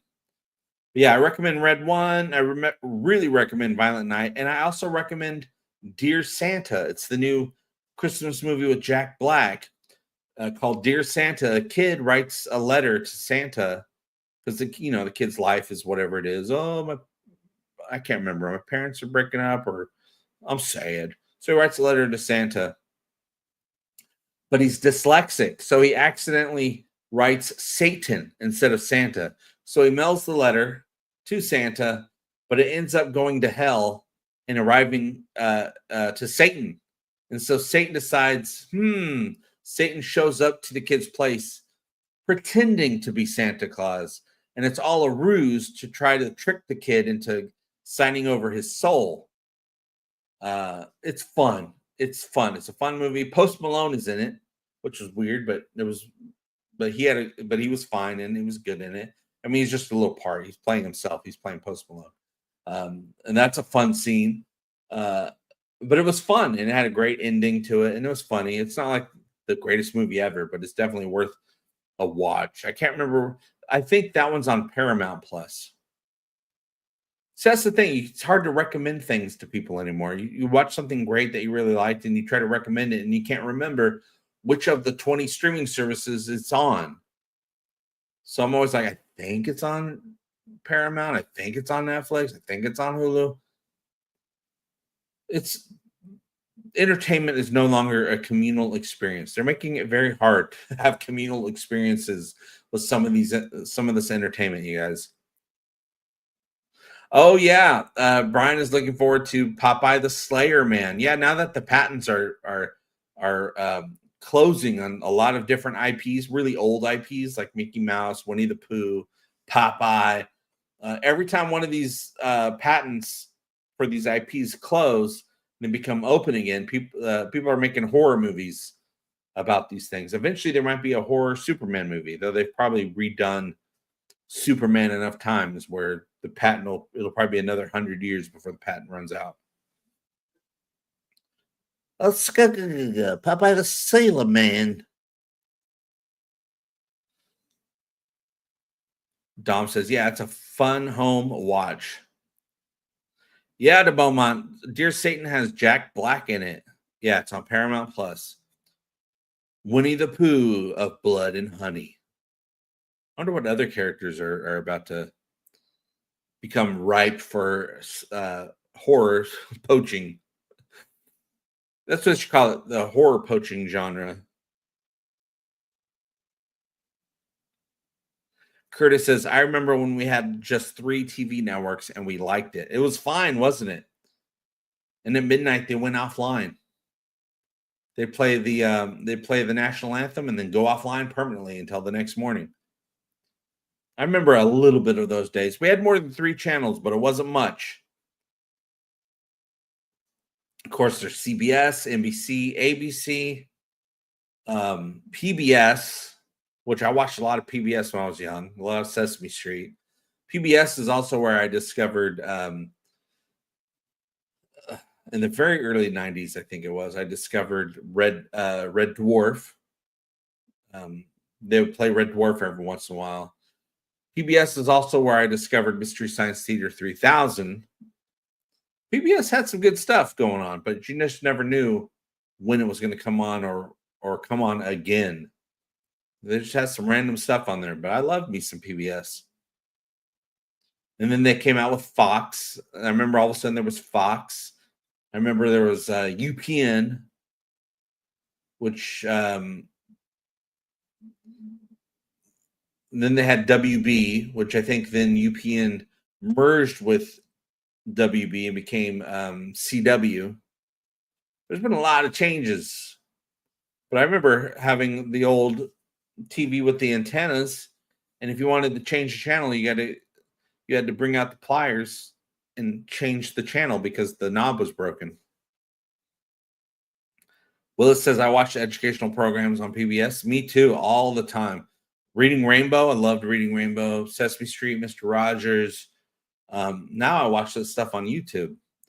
Now I find educational stuff on YouTube. YouTube's got so many brand new documentaries, and I like watching documentaries on how food is toxic. I like watching movies about documentaries about how social media is toxic, fast fashion, consumerism. There's so much good stuff out there. That says I meant to put in the USA.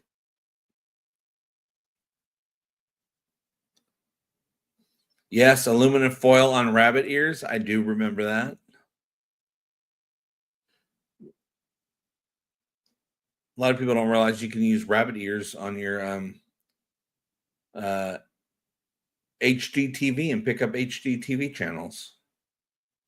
I mean, newer rabbit ears. You can spend $9 at Walmart and get some rabbit ears, hook it up to your HD TV, and pick up high quality HD stations if you're in an area that receives if you can pick up a signal.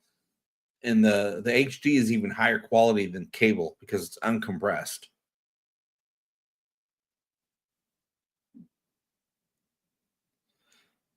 But if you don't have any good signals, then it's tougher.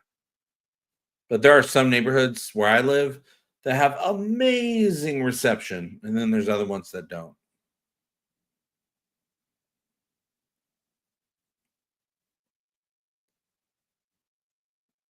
Brightburn, that was a movie I wanted to see. It's a whole spin on the Superman situation. What if Clark Kent used his powers for bad?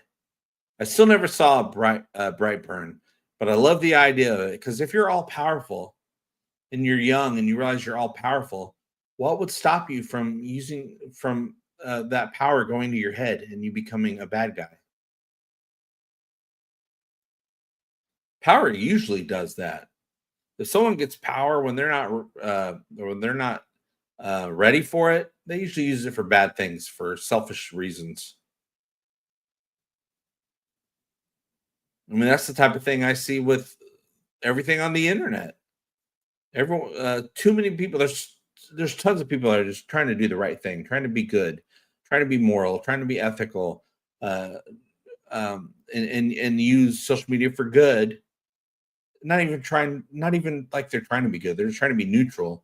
But there's enough bad apples out there trying to take advantage that it ruins it for everyone else. And that goes for so many things.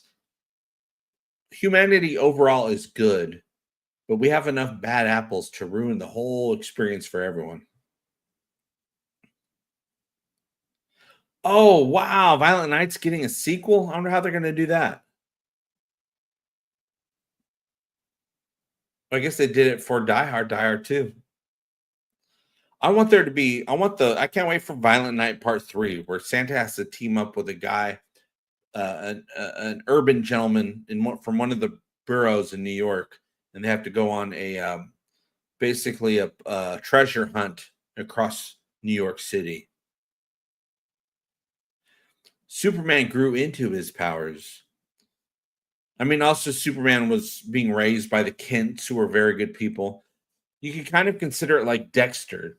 Dexter's basically got his dark passenger that kind of makes him evil, but his dad saw that early, or his adopted dad saw that early and pushed him towards using his powers uh, in the right direction. Oh, you got a superpower? You want to just kill people and you're really good at it? Oh, well, let's make it where you kill people that deserve to be killed or unalived, I should say, because of the freedom that we have on the internet now. Brightburn deserves a sequel. This is super off topic and not really apropos to this channel, this community. But Wicked is getting a sequel. Apparently, the first Wicked movie was just part one. Like we went to see Wicked, and then right at the beginning of the movie, when it says Wicked on the screen, it says Wicked Part 1. And I was like, oh my God, there's another one coming out. And yeah, apparently the next one comes out in a year. And I already found out what the entire story is. Sounds pretty cool because it leads right up to the Wizard of Oz movie. There's still a lot going on. Apparently, the Lion, the Scarecrow, and the Tin Man were all in the first movie, but you won't know it was them until the second movie, except for maybe the Lion. You can see the Lion in part 1 of Wicked. But anyway, that's a silly Wicked musical movie. I enjoyed the movie, but it's a silly Wicked musical. You have to be a certain type of viewer. Not everybody likes musicals. I like some musicals. Barry says, too many people that are only concerned with their own problems and they don't stop to think other people might have it worse or have it at all. Yeah, they can't see past their nose. We probably all have had times in our lives where we were like that. I'm sure I used to be like that. It was only as I got older and older that I started to realize, oh, there are other people out there and they have their own issues that they're dealing with. And in the great expanse that is this chaotic universe we live in, that we're lucky to live in, we are nothing. We are nothing to that universe. So I see people about, and people that I just wouldn't care about, and then you stop and think, and you're like, oh, they're going through their lives too. I'm going through my life. They're going through their lives. And just like their life doesn't mean anything to me, my life doesn't mean anything to them. And that's absolutely okay.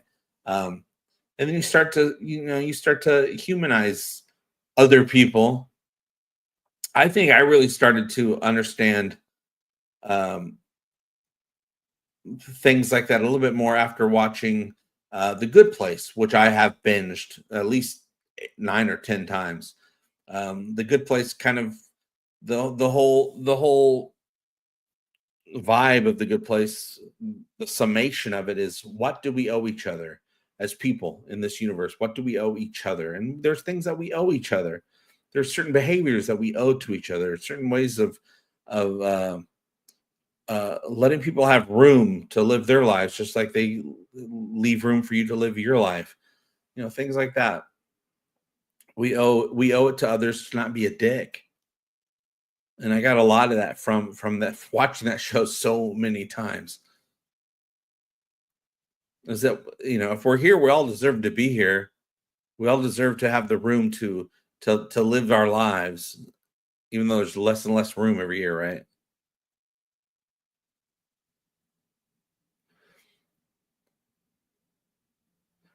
Dex says, I can't believe that they are over 2.5 hour musical. And Wicked is hardcore musical. It's music almost, it's not all music, but it's almost the entire way. The entire movie is music. I mean, it's hardcore musical, just like the old musicals from the 40s were all musicals for the most part. But yeah, Wicked has a great action scene at the end, on par with The Matrix when Neo finally uh, figures out that he's the one and starts fighting back. Wicked has a moment like that in it. And if you see it on the big screen in 3D, it's a really big moment. Barry says, "We are just microscopic dust within this massive universe in which we live." Absolutely. We are nothing to this universe.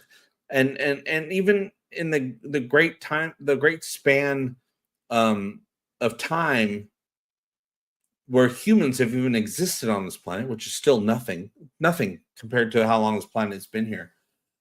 We're so lucky to be living in the small little time that we have compared to the whole big picture. We're so lucky to have this little moment of existing. Uh, so it's gotta got try to do a little something with it, or at least think a little something with it. It's your job to do whatever you want to do without affecting other people. So that's what I try to do. I try to do what I want to do and exist in the world that I want to exist in without causing problems for anyone else. Yeah, Dex says musicals ain't for me. And there's been times in my life where I'm not into musicals. And then there's other times where I'm like, oh, yeah, I'm enjoying these. It's kind of an off and on thing. Like even when Wicked came out, hey, you want to go see a musical? No, not really. And then, you see the trailer and you're like, and I've always been a fan of Wizard of Oz. And I saw the original Wicked on Broadway back in the 2000s and I enjoyed it. And I was like, you know what? Let's check it out. And I enjoyed it.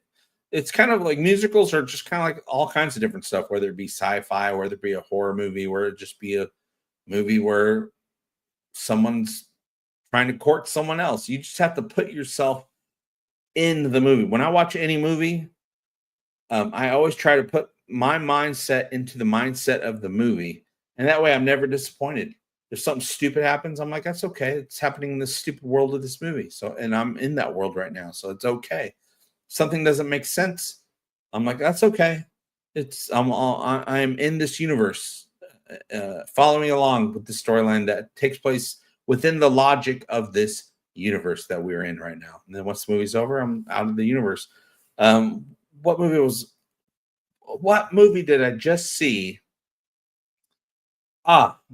Trapped, the new Shyamalan movie, Trapped, where the serial killer, the police have a plan to catch the serial killer at this concert, and the serial killer finds out about it while he's at the concert, and the whole movie is about him trying to escape without being noticed in an inescapable situation. And it's a typical Shyamalan movie where it's pretty good. Most of the movie is really good, and then the end is kind of like meh. The end of Trapped, which was like, well, none of this would have happened. This doesn't make sense. The ending wouldn't have happened like this. None of these scenarios wouldn't have played out this way. The police wouldn't have done that. The police wouldn't have done this. All these different scenarios. But then I was like, you know what? It doesn't matter because I'm in the logic of this universe of this film. And then I ended up enjoying it. I was like, that wouldn't have happened in real life, but it's a movie. I don't watch movies to have things that would have happened in real life happen in the movie. And so I'm like, okay, it's fine. So I really enjoy this movie and I recommend it. But you have to put your mindset into a Shyamalan mindset, which is it's going to be great, and then the ending is going to be iffy. That's every Shyamalan movie except for 2 or 3 of his movies, which were pretty good. Of course, I See Dead People, Sixth Sense, great movie all the way through. Unbreakable is pretty dang good. I liked Signs, even though the ending was kind of weird, but I was like, okay, it makes sense, I guess. But it's not a big to do. It's always kind of like Old, which was great, and then the end, I was like, I don't like the ending, but I'm like, that's okay. It's okay. I'm much more forgiving of films nowadays. Whereas I used to not be. I used to judge everything, and then I stopped judging. When I stopped judging movies, I ended up enjoying almost all movies that I see. Not necessarily in the theater though, because theater you got to put in a lot of work to go to the theater. So I don't always like all movies that I see in the theater.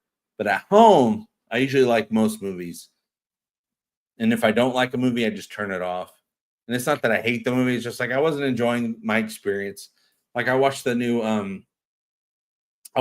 half of the new Jessica Alba movie on Netflix, and I just wasn't enjoying it. I'm like, this is boring. So I just turned it off and haven't thought about it since. I don't hate it. I wish well upon the makers of the movie because it's impossible to make any movie. No movie should be made. I don't know how they do it. They're all magic because that's just too many people to get together to make a thing. Uh, but it's but I'm like, I don't have to sit through it, so I'll just go do something else. Dex says, I agree with your assessment of the movie, JP. Awesome. Yeah, I enjoyed it a lot, especially the first half. And I really enjoyed that a lot more happened than the concert. There was a lot going on after the concert. And I was like, wow, I can't believe this movie still got stuff going on in it. And then there's the very end. I was like, that wouldn't have happened that way. That's impossible. It just doesn't work that way. But I was like, it's okay because it's just a Shyamalan movie. Enjoy the parts you enjoyed and remember those. And I did enjoy it. Willis says, have you noticed that images of the universe look like a human brain? I guess life really is but a dream. Life is but a dream. And what's funny is, well, that must be somebody's construct of the whole universe, and then out the bubbles that are the universe that are expanding and expanding. So looking from the outside, looking in. So it's probably a little bit of an artist rendition with with what it probably is because we keep thinking of the universe as an ever expanding thing. There must be an end to it, so the end would make it so that it's a shape, probably circular because it's expanding. And then you put a little bit of crease in there. You got the brain, the universe. I don't think the universe has a brain though. I think it's just random stuff happening. Dex says, however, now here's one I don't have an opinion on yet. I'll make an exception for Joker, Folly Ado, which was sort of a musical. I have not seen it yet. I keep hearing about the musical thing. I'm not excited about the idea of a musical thing. But you also are saying it's sort of a musical, which is better, I guess. Because I don't mind if it has a musical number or two. Makes sense in that crazy mind of the Joker, right? As long as it's not a full musical, because I enjoyed the acting part of the original Joker movie, the storyline part.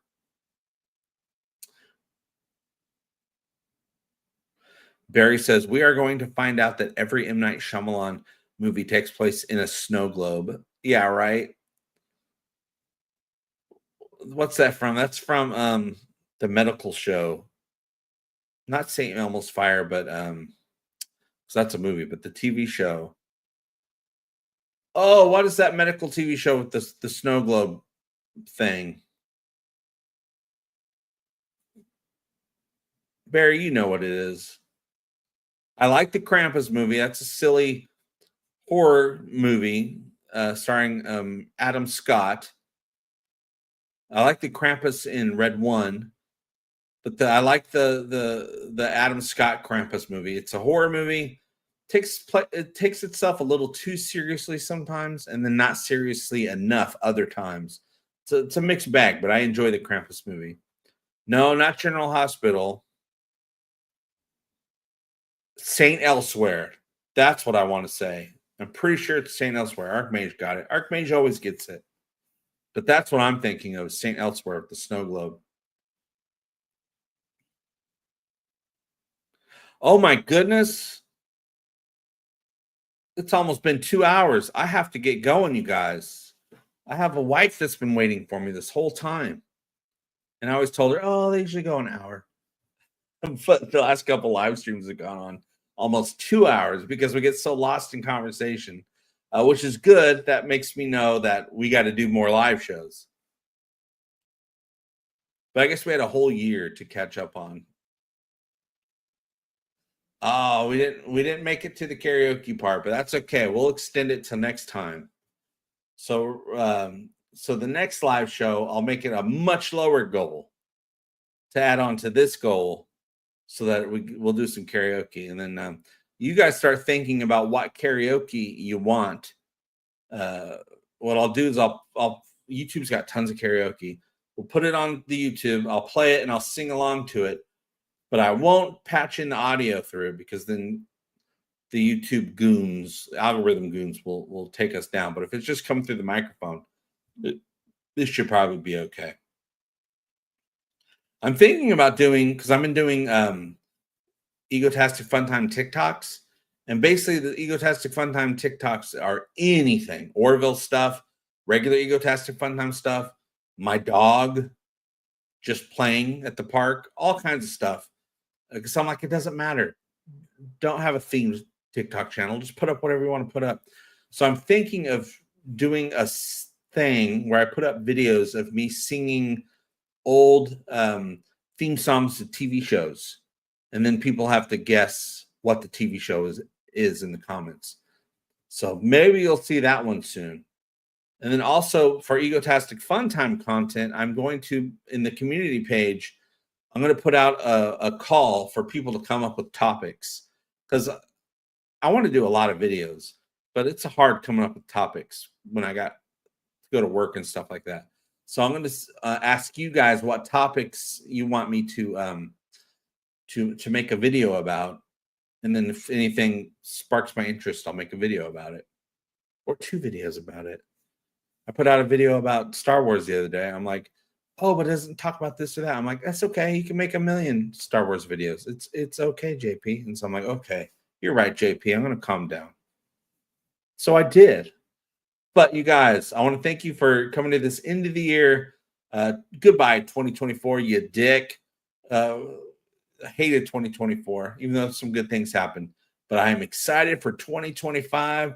It is a time to be alive, to start new ventures, to make new things, to have new conversations, and make new friends. So thanks a lot, you guys, for being my friend. I hope you consider me your friend. And I will see you all very soon. And remember, if you're going to have a time, make sure it's an Egotastic FunTime. And that's not the official slogan of that's not my sign, my call sign for saying goodbye, but that's all I can think of right now. But we'll come up with a better one. So I'll see you very soon. Bye. Love you. See you. Egotastic FunTime, we're gonna have a great time. Egotastic FunTime, give me all your money. Give him all your money. You will find it funny. Just give me money. I love money. Give me all your money. Give me all your money. Give me all your money. Give me all your money.